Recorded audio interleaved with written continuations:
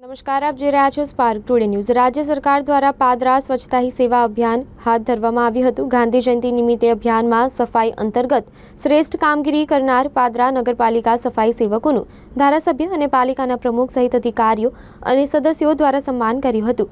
સાથે પાદરા કે girls high school અને પ્રમુખ સ્વામી હાઈસ્કૂલના વિદ્યાર્થીઓ જેઓ પાદરા સ્વચ્છતા હી સેવા અભિયાનમાં વિવિધ સ્પર્ધામાં ભાગ લેનાર અને વિજેતા થનાર વિદ્યાર્થીઓનું પણ ઇનામ આપી સન્માન કર્યું હતું।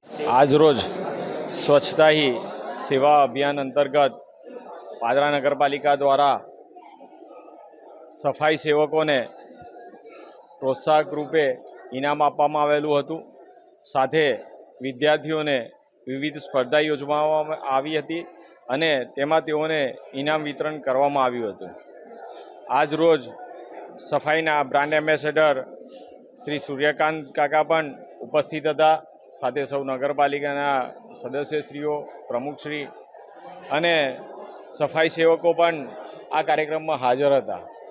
સૌની ઉપસ્થિતિમાં સમગ્ર પાદરાને અપીલ કરવા માગું છું કે આપણો કચરો એ કચરાપેટીમાં જ નાખીએ અને નગરપાલિકા દ્વારા જે સેવા આપવામાં આવે છે ડોર ટુ ડોર ગાડીની, એ ગાડીમાં જ આપણો કચરો આપણે નાખીએ।